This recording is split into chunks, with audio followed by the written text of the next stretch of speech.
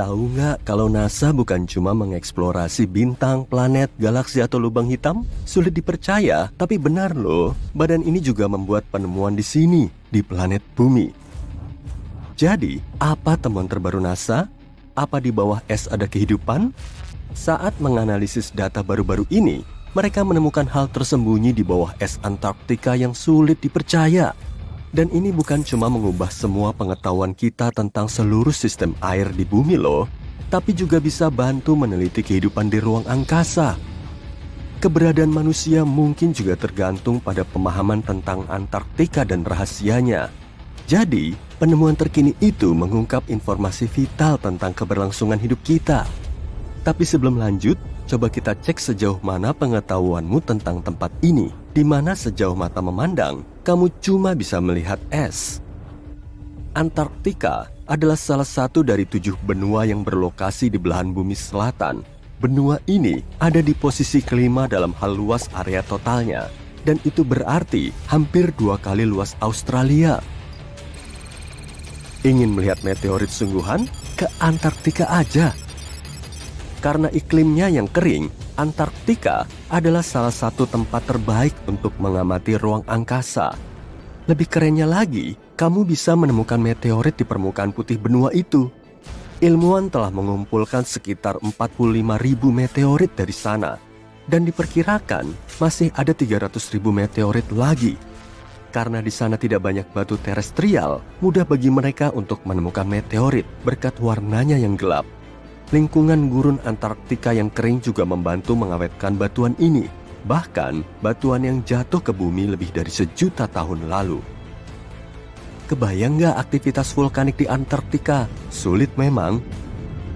Tapi inilah tempat api bertemu es. Antarktika Barat adalah lokasi terjadinya sebagian besar aktivitas vulkanik. Ilmuwan baru-baru ini menemukan 138 gunung berapi di Antarktika Barat saja. Wah! Mungkin kamu mengira kalau Antarktika selalu dingin, tapi enggak loh. Suhu di wilayah pesisirnya bisa sehangat 10 derajat Celcius. Nah, apa kamu pernah bayangkan seperti apa rupa Antarktika tanpa es? Mungkin sekarang sulit dibayangkan, tapi area ini nggak selalu tertutup es loh. Tapi itu 34 juta tahun lalu. Jadi tak ada yang bisa bercerita kayak apa permukaan benua itu tanpa es. Namun, NASA mengubah itu. Mereka bikin simulasi komputer dan menyusun peta terakurat tentang kondisi benua ini sekarang. Yang mereka lihat luar biasa. Benua ini sama sekali nggak rata seperti kelihatannya. Antarktika sangat naik turun dengan lembah, dataran bergelombang, dan gunung-gunung tinggi.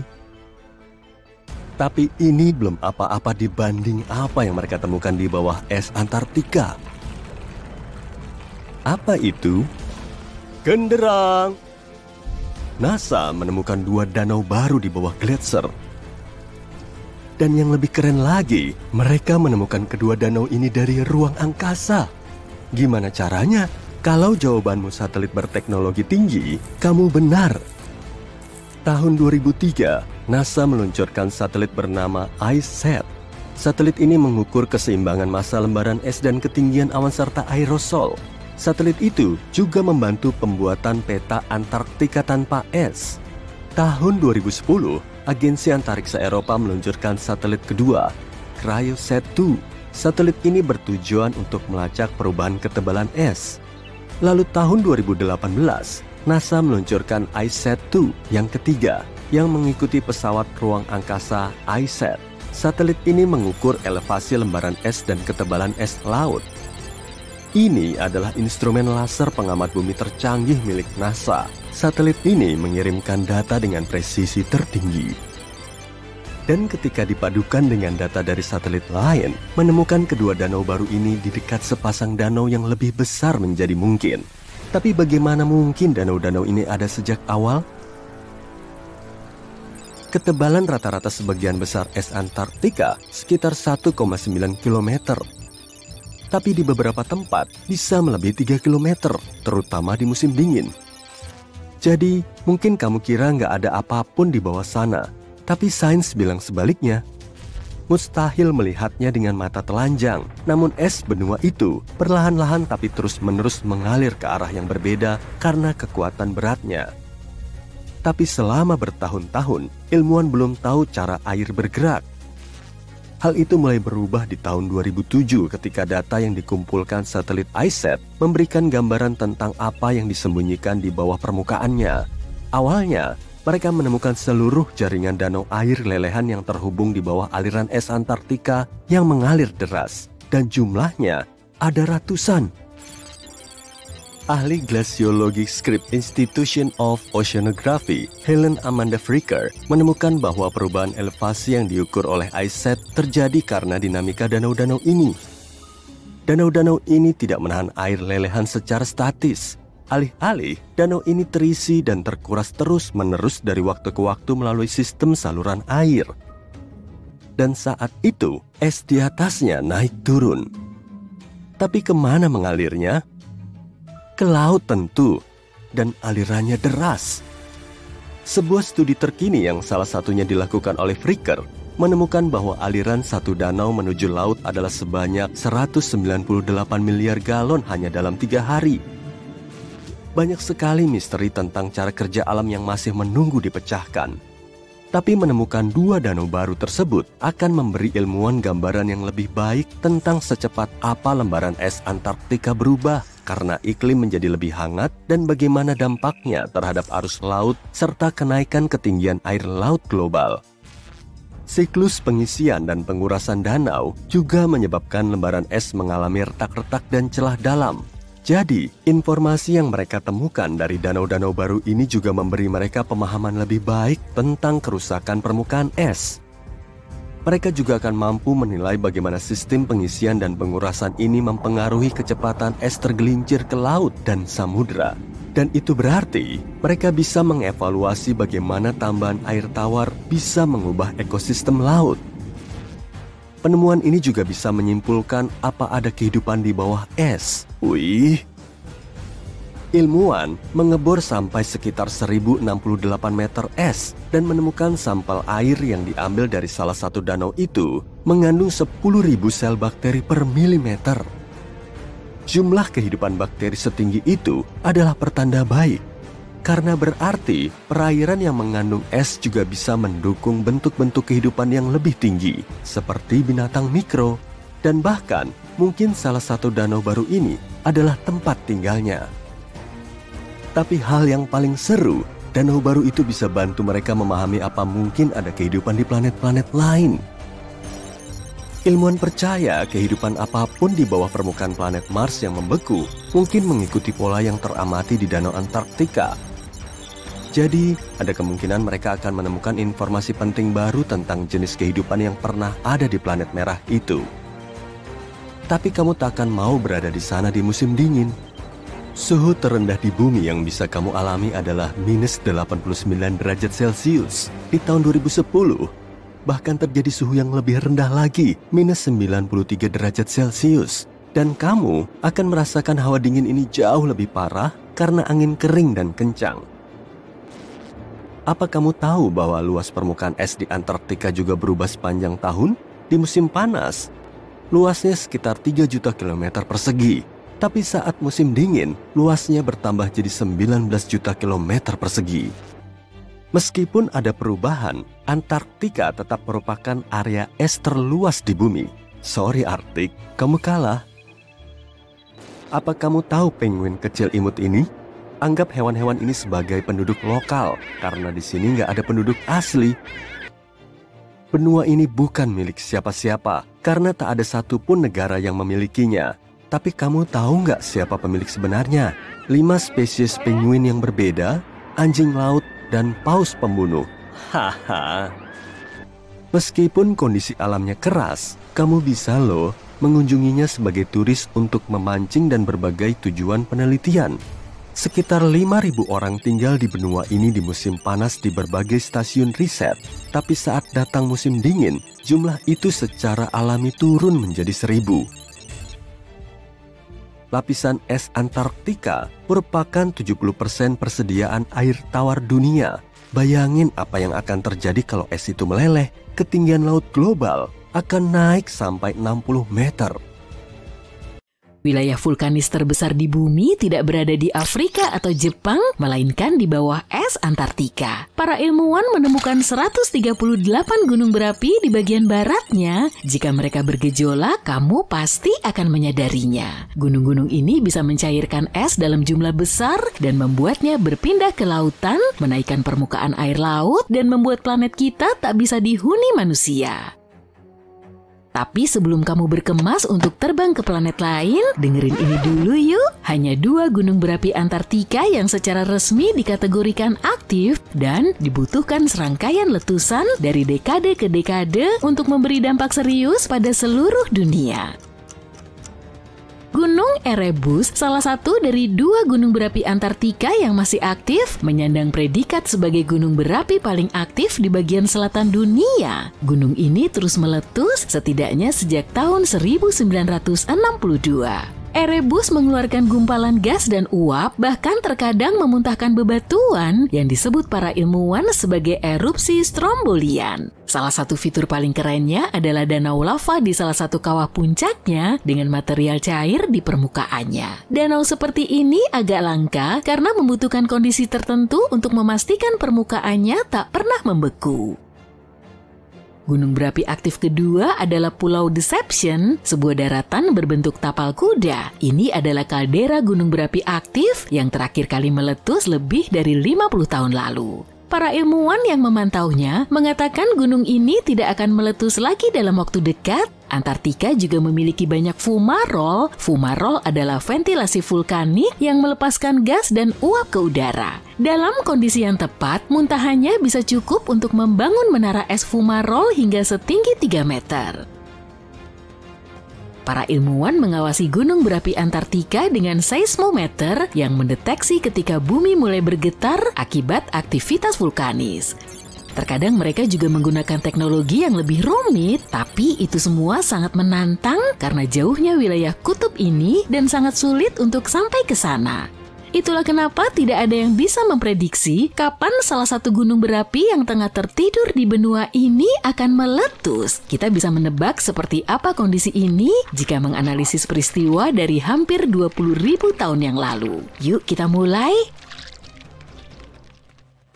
Pada masa itu, salah satu gunung berapi yang tertidur di Antartika, Gunung Takahe, mengalami serangkaian letusan dan memuntahkan sejumlah besar halogen yang kaya akan ozon. Beberapa ilmuwan mengatakan peristiwa ini menghangatkan belahan bumi selatan.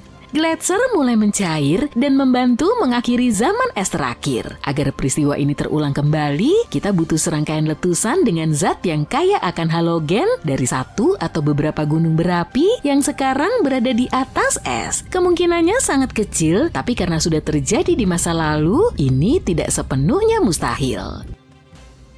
Untuk gunung berapi yang bersembunyi di bawah lapisan es tebal, sepertinya gasnya tidak akan sampai ke atmosfer, tapi gas ini cukup kuat untuk melelehkan gua-gua besar di dasar es dan menghasilkan air lelehan dalam jumlah besar.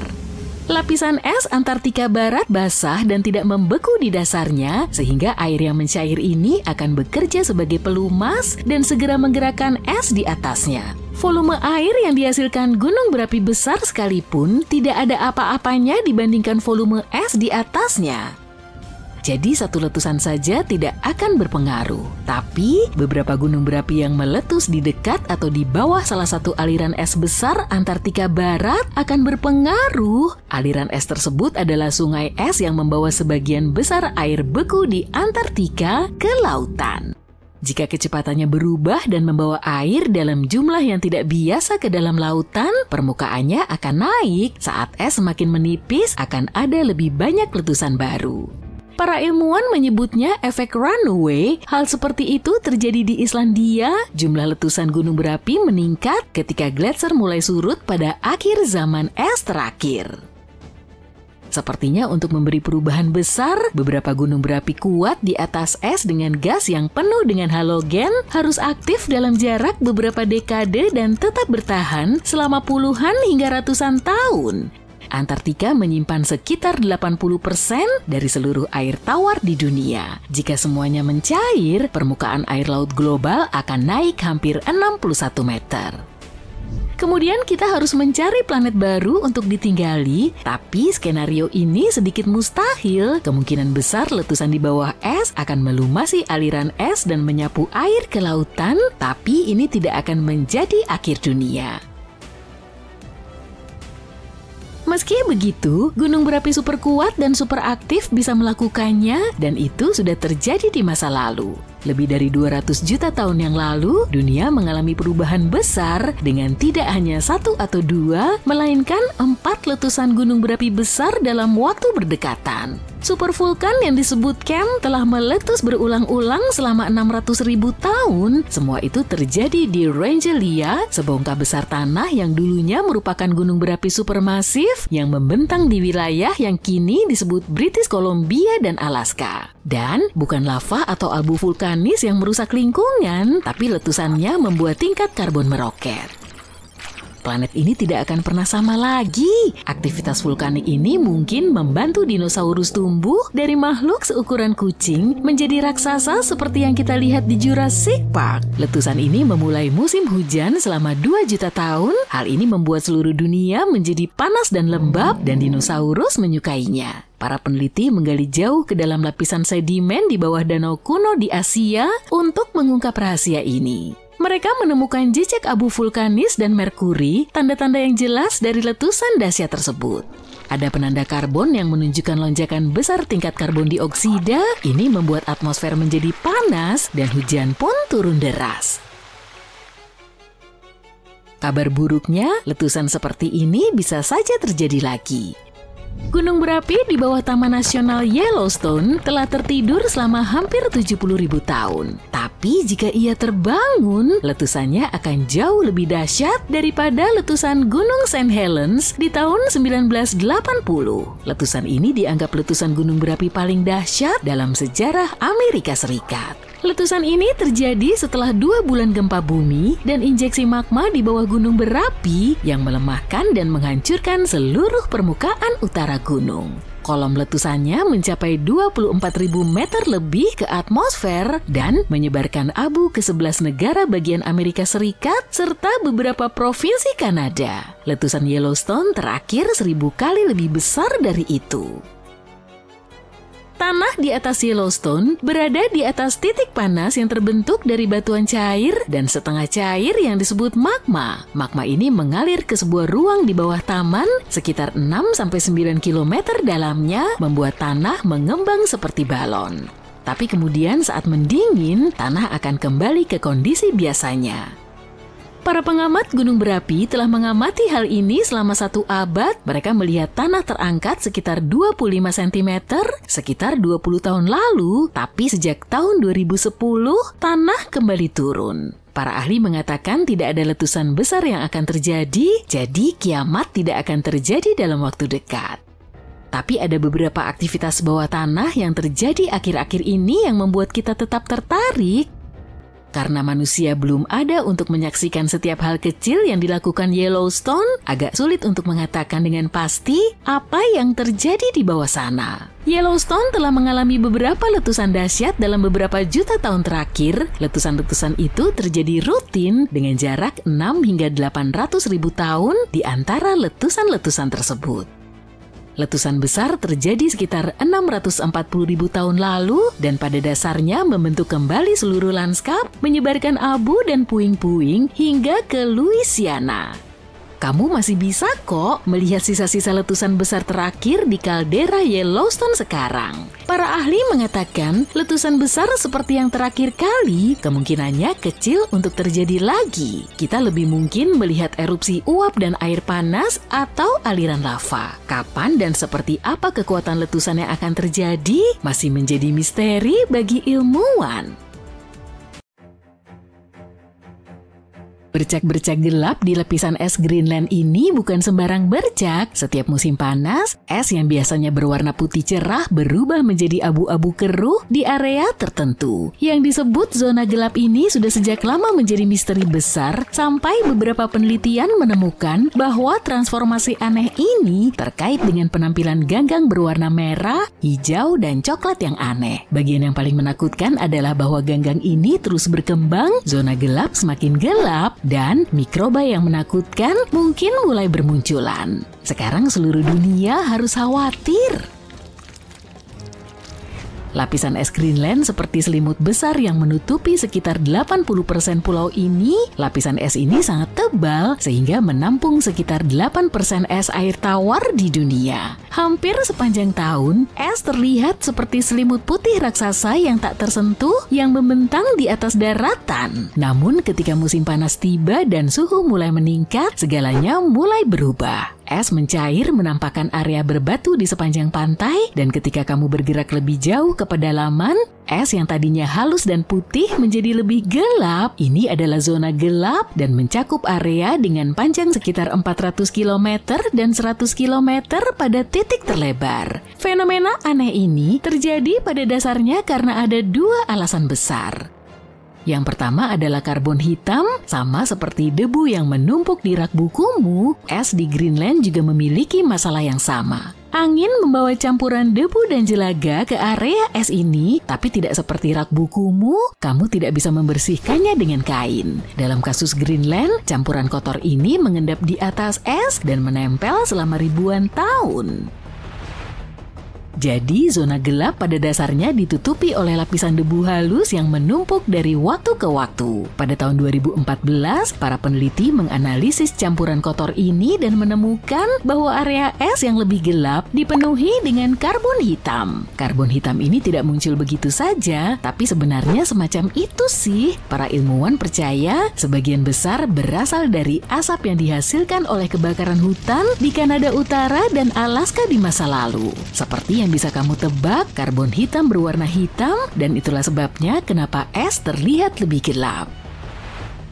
Sekarang alasan besar kedua perubahan musim panas di lapisan es Greenland berkaitan dengan ganggang yang disebutkan sebelumnya tadi. Kita kebanyakan berbicara tentang dua jenis ganggang, Ancylonema alaskana dan Ancylonema nordenskioldiae. Keduanya menyukai daerah berair dingin. Selama musim dingin, ganggang ini berada dalam keadaan tidak aktif di dalam es.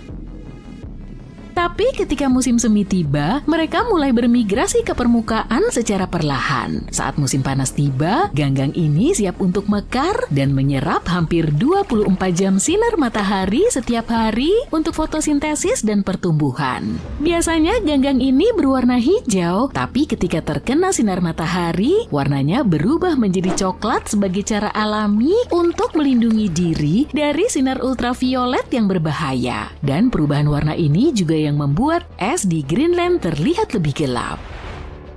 Sejauh ini, hal ini merupakan perilaku yang normal. Yang benar-benar mengkhawatirkan adalah bahwa pertumbuhan ganggang ini semakin besar dan semakin besar setiap tahun. Hal ini terjadi karena mereka tumbuh subur dengan fosfor, nutrisi yang berlimpah di luar sana, dan berasal dari mineral yang disebut hidroksilapatit. Mineral ini ditemukan dalam sejenis batuan yang terurai menjadi partikel debu kecil yang kemudian diterbangkan oleh angin melintasi es.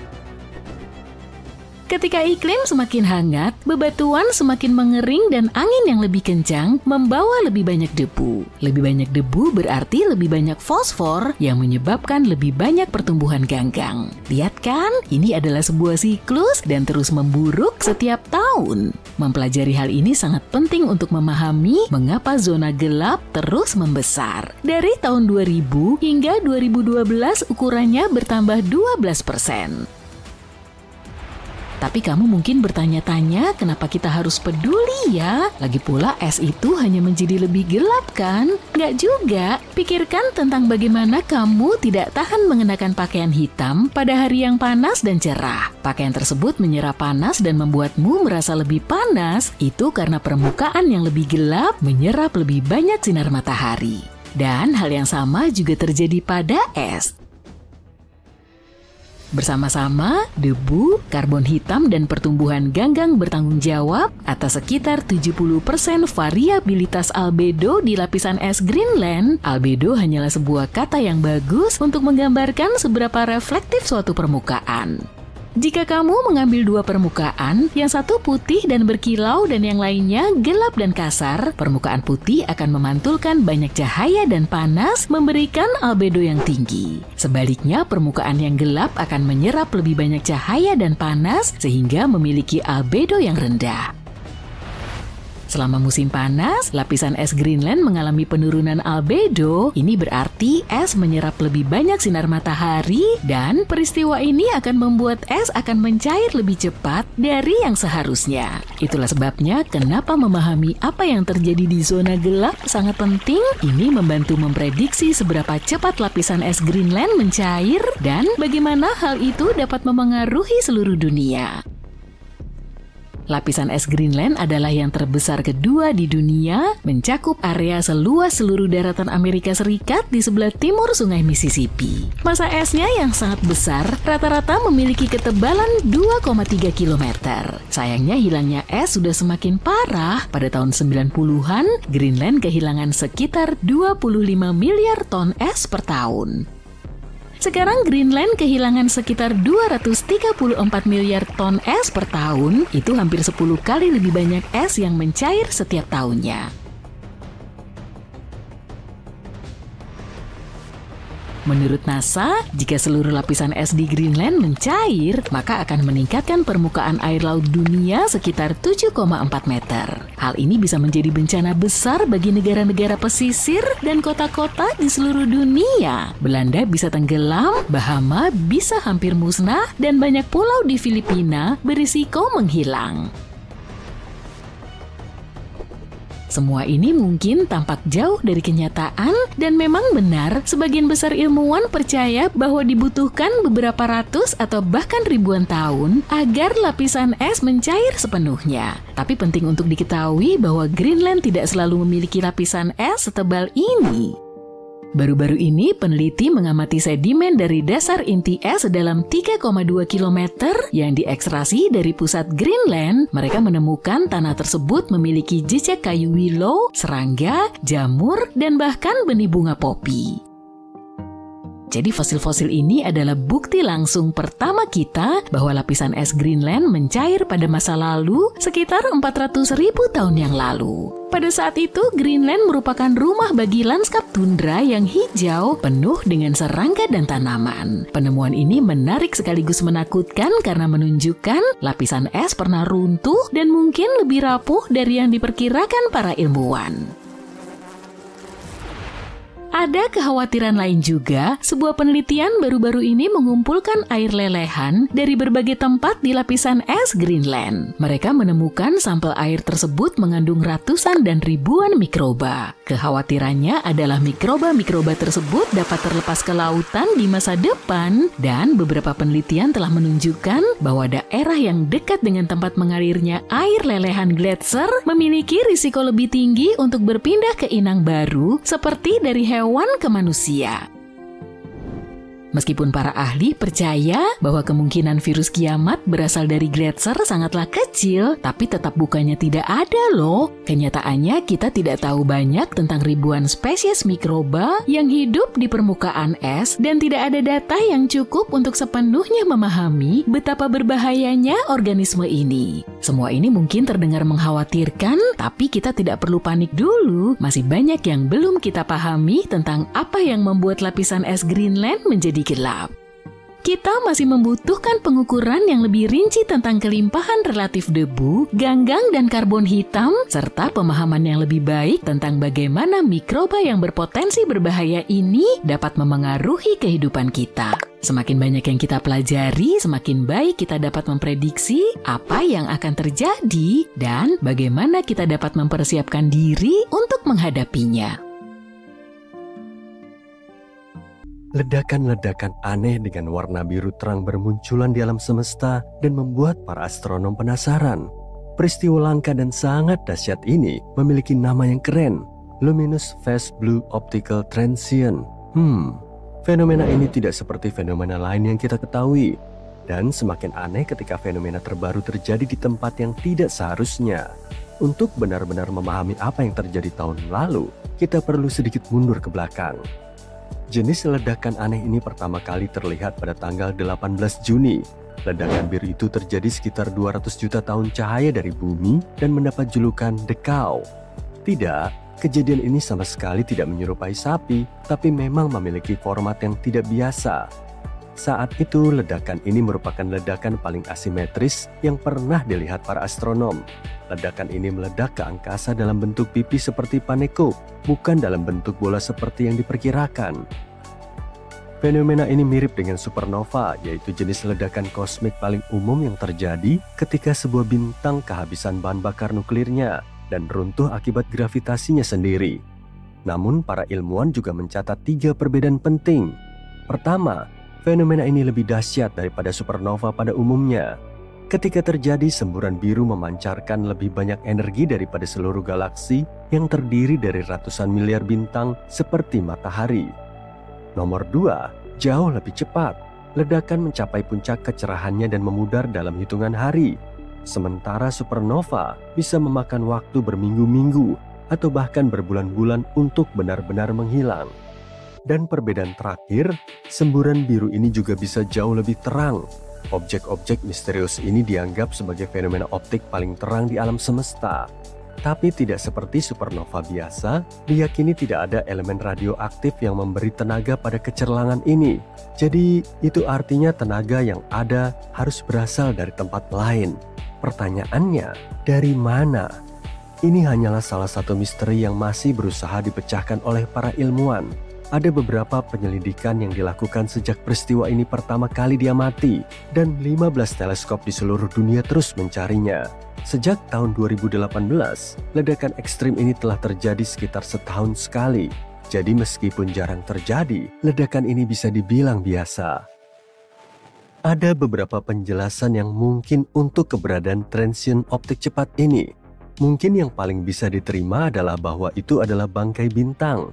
Maksudku sesuatu yang ditinggalkan ketika sebuah bintang mati. Jadi ada 2 tersangka utama di sini. Bisa jadi itu adalah bintang neutron atau lubang hitam yang menghasilkan emisi yang mendekati kecepatan cahaya. Teorinya begini, ada sebuah bintang masif jauh lebih besar daripada bintang-bintang yang menghasilkan supernova biasa. Kemudian, bintang itu mulai runtuh. Peristiwa seperti itu tentu saja akan meninggalkan lubang hitam. Katakanlah bintang masif ini tidak siap meninggalkan alam semesta dengan cara yang tenang. Sebaliknya, ia menciptakan piringan yang berputar-putar di sekeliling lubang hitam yang terdiri dari gas, debu, dan materi-materi lainnya. Seolah-olah itu penting. Piringan ini yang disebut piringan akresi bisa menyemburkan aliran materi dengan kecepatan yang sangat tinggi, hampir seperti semburan kosmik yang dahsyat. Dan itulah yang kita lihat sebagai semburan cahaya yang tiba-tiba. Sekali lagi, ini hanyalah sebuah teori. Apa yang sebenarnya memicu ledakan-ledakan ini masih menjadi misteri dan masih diperlukan lebih banyak pengamatan dan analisis. Para ahli percaya bahwa menjelaskan keanehan seperti itu adalah tambang emas dunia. Lagi pula kita berbicara tentang mayat bintang yang tidak hanya diam di sana, ia sebenarnya cukup aktif. Sejak peristiwa ini pertama kali terlihat, semua kejadian serupa yang ditangkap oleh teleskop-teleskop kita terjadi di tempat yang sama. Ledakan-ledakan itu selalu terjadi di lengan spiral galaksi yang berbeda, tapi tahun lalu ada yang berubah. Teleskop luar angkasa Hubble membuat para ilmuwan tak bisa berkata-kata pada bulan April 2023 ketika gambar-gambar yang diambilnya menangkap jenis ledakan aneh yang sama yang terjadi untuk pertama kalinya di tempat yang entah di mana. Ya, ledakan itu tidak terjadi di dalam galaksi seperti yang seharusnya terjadi. Ledakan itu terjadi di ruang di antara 2 galaksi. Lebih tepatnya, sekitar 50.000 tahun cahaya dari galaksi spiral besar dan sekitar 15.000 tahun cahaya dari galaksi kecil. Peristiwa ini dikenal sekarang sebagai Finch. Oh, bagus. Jadi ketika kita akhirnya semakin dekat untuk menemukan beberapa jawaban, lokasi yang tidak biasa dari fenomena Finch kembali mengacaukan semuanya. Jadi mungkin ada penjelasan lain untuk itu. Spekulasi pun bermunculan segera setelah penemuan ini. Salah satu dugaannya adalah tabrakan antara 2 bintang neutron yang sedang melakukan perjalanan jauh di luar galaksi induknya. Kedua bintang ini bisa jadi telah saling berputar satu sama lain selama miliaran tahun. Dan ketika bertabrakan, keduanya menghasilkan suara yang lebih terang 100 kali lipat dari supernova biasa. Supaya hipotesis ini benar, salah satu bintang neutron itu harus bermagnet tinggi sehingga memperkuat ledakan. Kemungkinan lain ledakan itu terjadi karena bintang dirobek oleh lubang hitam yang masanya 100-1000 kali massa matahari. Meskipun kita masih memiliki banyak pertanyaan, satu hal yang pasti, Finch adalah transien optik biru cepat bercahaya. Kecuali lokasi kejadiannya yang aneh, benda ini memiliki semua karakteristik lain untuk diklasifikasikan sangat cerah seperti aku dan sangat cepat, dan asal-usulnya sangat sulit untuk dijelaskan. Data dari teleskop Gemini South, Observatorium Sinar X Chandra, dan teleskop Radio Very Large Array juga sudah mengonfirmasinya. Dengan adanya informasi terbaru ini, para peneliti semakin sulit untuk menemukan pola dari peristiwa ini. Finch bukanlah satu-satunya peristiwa aneh dalam kategorinya. Mari kita kembali ke tahun sebelumnya, ke tahun 2022. Sebuah ledakan biru terlihat pada bulan September dan mendapat julukan Tasmanian Devil. Sama seperti yang sebelumnya, semburan biru ini muncul dan menghilang dengan sangat cepat. Kemudian sesuatu yang misterius terjadi. Tepat 100 hari kemudian, para pengamat yang masih melacak fenomena tersebut mendapati hadiah Natal lebih awal. Mereka mengamati suar yang lain, dan suar tersebut sama terang dan memukau seperti suar yang pertama. Tunggu. Jadi kita berbicara tentang dua ledakan yang mirip dan aneh yang terjadi di tempat yang sama dan dalam waktu yang berdekatan. Ini adalah yang pertama. Dengan cepat, 13 teleskop di seluruh dunia mengalihkan perhatiannya ke peristiwa Tasmanian Devil, termasuk satu teleskop yang dilengkapi dengan kamera berkecepatan tinggi. Selama 120 hari, mereka berhasil menangkap 14 denyut cahaya tak beraturan lainnya. Hal ini tentu saja luar biasa karena membuktikan bahwa alih-alih muncul sekali dan kemudian menghilang seperti yang diharapkan, Tasmanian Devil terus meledak dengan energi seperti supernova, lagi dan lagi dan lagi. Dapatkah kamu membayangkan kekuatan seperti itu? Skenario ini masih membuat penasaran komunitas ilmiah karena mendorong batas-batas fisika, bukan hanya karena produksi energi yang begitu ekstrim, tapi juga karena semburannya yang berdurasi pendek. Ngomong-ngomong, suarnya berlangsung dari 10 menit hingga sekitar 4 jam. Percayalah, dalam skala alam semesta, ini tergolong sangat cepat. Ini adalah satu-satunya waktu di mana musim yang diperpanjang dari peristiwa ini teramati. Namun setelah dipikirkan, komunitas ilmiah terpecah pendapatnya tentang hal itu. Di satu sisi, Tasmanian Devil bisa jadi merupakan peristiwa yang benar-benar unik dan satu-satunya. Di sisi lain, mungkin ini adalah pertama kalinya teleskop kita menangkapnya dari sudut pandang yang lebih dekat. Untuk memahami lebih jauh apa yang sedang terjadi, para ilmuwan masih perlu mengamati sampel yang lebih besar dari fenomena ini. Semua harapan ada pada Observatorium Verasi Rabin yang akan datang, yang saat ini sedang dibangun di Chili. Observatorium ini akan memiliki teleskop selebar 8 meter yang dipasangkan dengan kamera digital terbesar di dunia yang pernah dibuat untuk tujuan ini.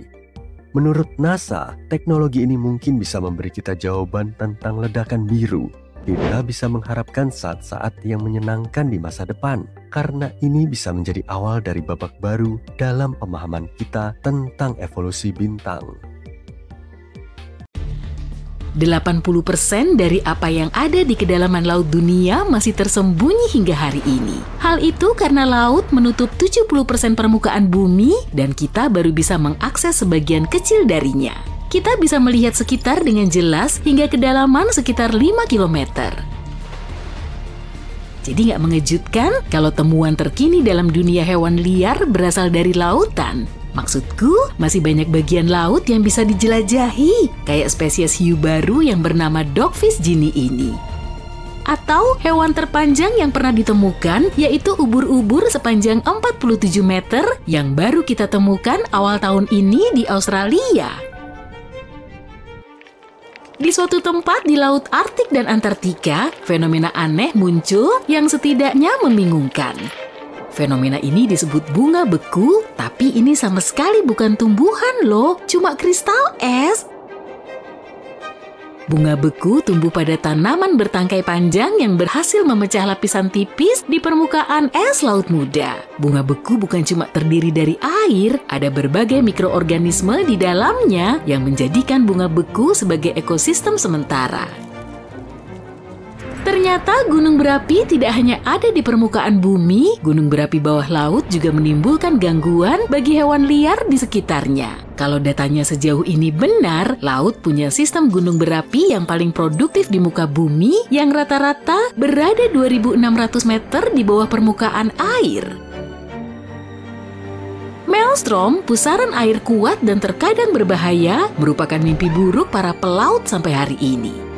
Yang membedakan maelstrom dari pusaran air lain adalah ukuran dan kekuatannya yang luar biasa. Pusaran ini begitu kuat hingga bisa sangat menyulitkan, bahkan bagi kapal besar. Salah satu maelstrom paling ternama disebut Naruto yang berlokasi di dekat Pulau Awaji. Pasang surutnya bergerak keluar masuk secepat 13 hingga 19 km per jam 2 kali tiap hari hingga menjadi salah satu pusaran tercepat di dunia. Tenggelamnya Titanic merupakan kejadian bersejarah yang membuat gunung es terkenal, ya kan? Nah, kadang gunung es juga bergaris-garis berwarna loh, bisa coklat, hitam, hijau, kuning, dan biru. Ini disebut gunung es bergaris-garis dan warnanya muncul karena berbagai alasan alamiah. Seperti gunung es biru misalnya, yang terjadi ketika es meleleh dan sangat cepat membeku lagi. Jika gunung es bergaris-garis hijau, mungkin ada ganggang yang terjebak di dalamnya. Warna lain dengan corak tanah seperti coklat, kuning, atau hitam, penyebabnya berbeda. Misalnya, sedimen yang terangkat oleh air laut sebelum membeku. Pada bulan Maret 2019, ilmuwan menemukan salah satu fenomena paling membingungkan di laut. Dalam eksplorasi salah satu gunung berapi bawah air, mereka melihat sesuatu yang mirip danau kecil terbalik. Letaknya setidaknya 1.980 meter di bawah permukaan laut. Jika menurutmu temuan itu sama sekali nggak masuk akal, karena hal itu nggak nyata, ternyata ini nggak lebih dari ilusi optik yang ditimbulkan cairan di dalam kolam terbalik ini. Panasnya mencapai 160 derajat Celcius dan menghasilkan beberapa zat kimia keras seperti belerang dan sejumlah logam hingga ilusi bisa terjadi. Air terjun terbesar di dunia juga terletak di bawah air, berlokasi di bawah Selat Denmark, yaitu perairan antara Islandia dan Greenland. Kalau tiba-tiba kamu punya insang, menyelam deh ke sana. Coba bernapas dengan nyaman di bawah air, dan kamu akan bisa melihat sejumlah air terjun yang berawal di kedalaman 610 meter di bawah permukaan, yang kemudian terjun ke kedalaman 3050 meter. Pada tahun 2011, pemburu harta karun asal Swedia menemukan objek di dasar Laut Baltik yang digambarkan sebagai aneh dan misterius, bentuknya oval dengan formasi tangga unik. Ketua tim yang menemukan itu mengira pasti objek itu dibangun puluhan ribu tahun lalu, bahkan mungkin sebelum zaman es. Dan mungkin saja ini bagian dari kota bawah air Atlantis. Para ahli yang menganalisis objek itu percaya ini merupakan deposit gletser biasa atau formasi alam lain, tapi mereka belum tahu pasti. Orang-orang memberi nama Laut Hitam bukan tanpa alasan loh. Berlokasi di area tenggara Eropa yang ekstrem, Laut Hitam bahkan memiliki asap laut yang pada dasarnya adalah uap yang keluar dari permukaan laut. Ini terjadi karena kelembapan air laut yang menetralkan angin dingin yang bertiup di atas permukaan air yang membentuk fenomena mirip gas ini. Jika kamu pernah memerhatikan permukaan laut saat matahari terbenam atau terbit, mungkin kamu beruntung kalau kamu melihat kilatan hijau. Kamu harus jeli nih, sebab kilatan itu cuma berlangsung beberapa detik. Ini terjadi karena efek primastik atmosfer bumi. Saat matahari terbenam dan terbit, sinar matahari terpecah menjadi banyak warna, proses yang terlihat seperti kilatan hijau yang dipancarkan air. Gelombang pasang merah sering terjadi, dan meskipun nggak perlu panik saat melihatnya, kamu masih harus hati-hati. Istilah teknis untuk fenomena ini adalah ledakan populasi alga. Ini terjadi saat ada pertumbuhan atau perkembangan alga yang cepat di perairan laut. Karena kandungan bahan kimianya, alga bisa menjadi masalah bagi burung, hewan-hewan lain, dan bahkan manusia. Jadi, jangan buru-buru meloncat ke dalam air jika kamu melihatnya ya. Gurita dan cumi-cumi punya ciri khusus yang membuat mereka berbeda dari makhluk laut lain. Keduanya memiliki 3 jantung. Pasti detaknya rame ya. Kondisi ini nggak bikin kedua jenis hewan ini jantungan, tapi mereka memang butuh ketiga jantung ini untuk berfungsi dengan baik. Mereka punya jantung utama yang membantu sirkulasi darah di seluruh tubuh dan 2 cabang jantung yang bertugas memompa darah di dekat insang. Dengan 3 jantung dan 8 lengan, kalau gurita memelukmu, mungkin kamu akan merasa hangat. Berdasarkan studi tahun 2013 di Jurnal National Academy of Sciences, lumba-lumba punya nama untuk memanggil satu sama lain loh, terutama lumba-lumba hidung botol yang punya siulan khusus mirip nama manusia. Lumba-lumba tidak hanya membuat siulan ini sebagai identitas di antara lumba-lumba lain, mereka juga bisa mengenal nama lumba-lumba lain sehingga bisa berkomunikasi dengan lebih baik. Di kedalaman Samudra Pasifik, ada paus bernyanyi misterius yang belum dipahami sepenuhnya oleh ilmuwan. Mereka menamakannya paus paling kesepian karena nada suaranya jauh lebih tinggi dibanding paus biru lain yang pernah kita kenal. Tapi belum ada yang pernah melihatnya, jadi para peneliti percaya suara aneh itu mungkin menghalanginya menemukan pasangan. Wah, kasihan. Paus biru punya keunikan tersendiri, panjang jantungnya lebih dari 1,5 meter dan beratnya bisa mencapai 181 kg. Agar lebih jelas, ukuran jantungmu kurang lebih sekepalan tanganmu, jadi memang lebih kecil. Kalau kamu belum merasa terintimidasi oleh makhluk laut, asal kamu tahu aja nih, hiu bisa punya gigi ribuan loh, dan gak cuma 1.000 atau 2.000, lebih tepatnya sampai 30.000 gigi selama hidupnya. Wah, jadi kepikiran, kira-kira berapa ya tagihan dokter giginya? Ilmuwan belum mengidentifikasi makhluk di bumi yang bisa hidup selamanya, tapi hal ini akan segera berubah.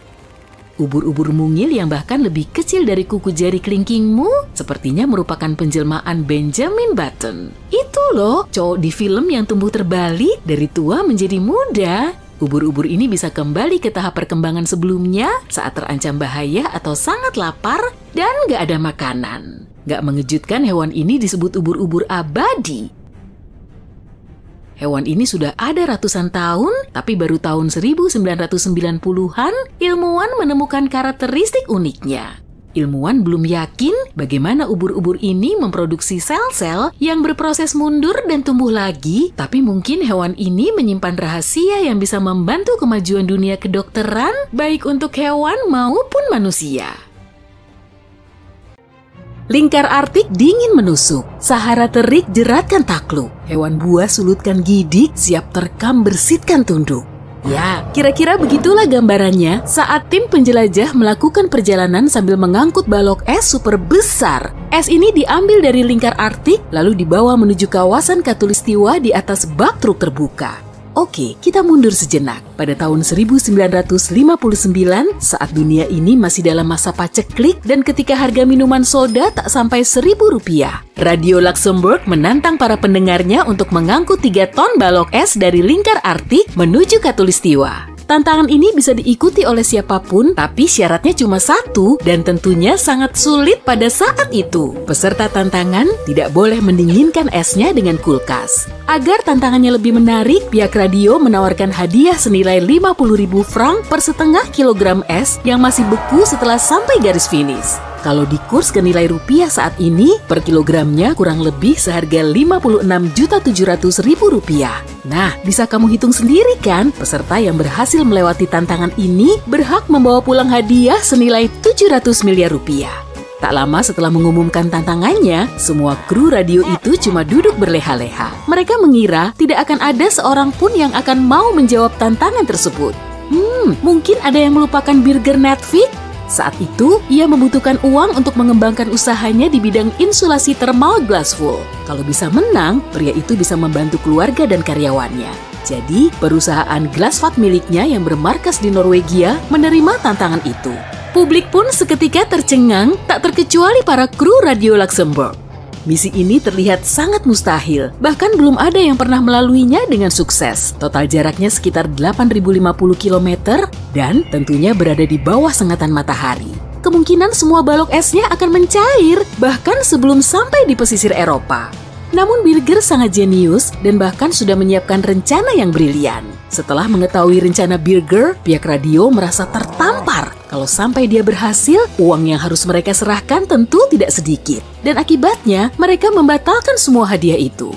Birger pun kelimpungan setelah mendengar kabar ini. Padahal dia sudah sampai di lingkar Arktik dan mulai mengangkut esnya dari sana. Tapi kemudian, tanpa sepengetahuannya, banyak media mulai bersimpati. Sponsor pun berdatangan dari 8 negara lain. Perusahaan minyak bumi dan gas Shell mengucurkan bahan bakarnya untuk digunakan Birger selama perjalanan. Dan pabrik transportasi Scania juga memberikan truk bak terbukanya. Birger Natvik dan timnya mulai memotong es menjadi bagian kecil-kecil. Pasti sulit kan membentuk sebongkah es besar yang beratnya sampai 3 ton? Jadi mereka perlu memotongnya menjadi bongkahan yang lebih kecil seberat 200 kg. Kemudian semua bongkahan kecil ini mereka angkut dengan helikopter menuju pusat kota. Setelah semua esnya terkumpul, mereka mencairkan dan membentuknya menjadi satu bongkahan es besar. Lalu es itu harus ditaruh di atas bak truk terbuka berukuran besar. Sayangnya, tidak bisa membuat esnya tetap beku. Dan mereka tidak boleh memakai pendingin.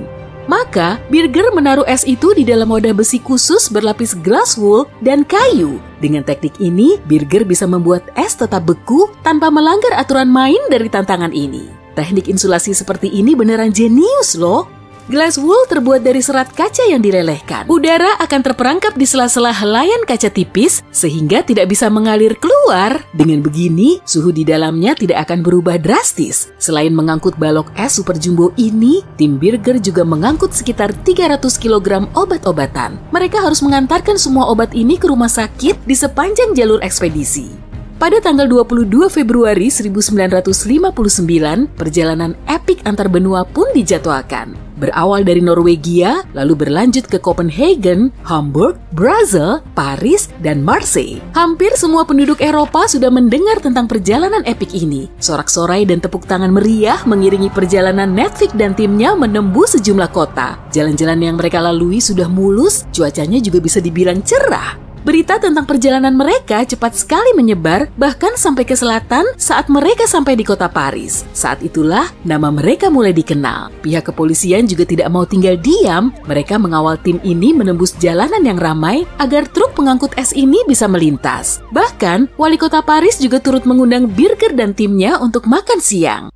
Es itu masih dalam keadaan utuh saat mereka tiba di pelabuhan Marseille. Kemudian semuanya mulai terasa sulit. Tim Birger harus menggunakan derek untuk mengangkat truk mereka, lalu memuatnya ke atas kapal. Rencananya, kapal ini akan membawa mereka ke pesisir Aljazair. Natvik bersama timnya tahu mereka akan segera melalui tantangan terberat dari perjalanan ini. Eropa nan sejuk semakin jauh di belakang.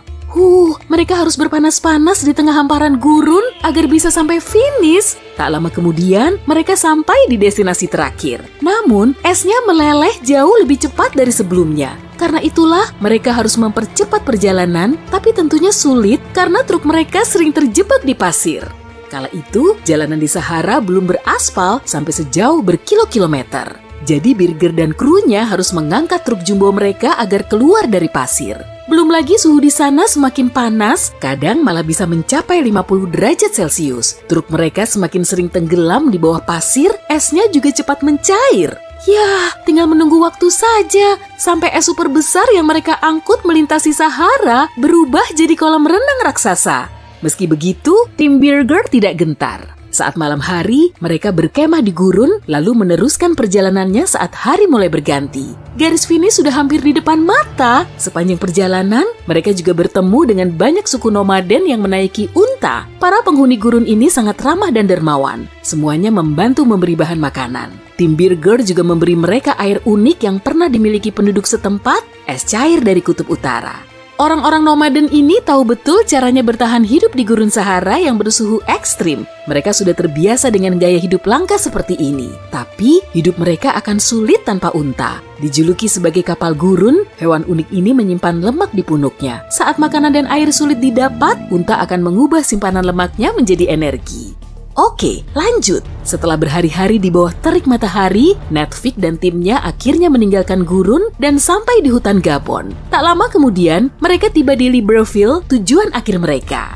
Banyak penduduk setempat yang sudah berkumpul untuk menyaksikan peristiwa bersejarah ini. Inilah salah satu perjalanan darat paling aneh yang pernah ada. Ternyata esnya masih utuh. Birger dan krunya juga baik-baik saja. Total perjalanan mereka dari Norwegia menuju Libreville berlangsung selama 27 hari. Wah, lumayan juga. Nah, pertanyaannya, sudah berapa banyak esnya mencair? Mereka pun segera menimbang dan menghitungnya. Oh, wow, mengejutkan sekali. Di awal perjalanan, bobotnya 3.040 kg. Tapi setelah diukur, beratnya menjadi 2.700 kg. Artinya, esnya cuma mencair sekitar 320 kg. Walau sudah melintasi benua, melewati berbagai negara, dan terpapar dengan berbagai iklim. Penduduk seantero dunia terkejut setelah mengetahui hasil ekspedisi ini. Rupanya, es balok raksasa yang diangkut dari lingkar Arktik ke Khatulistiwa cuma mencair sebanyak 11% di sepanjang jalan. Nedvik memberikan sebagian besar es itu ke penduduk setempat. Sebelumnya, mereka belum pernah tahu air beku yang disebut es ini.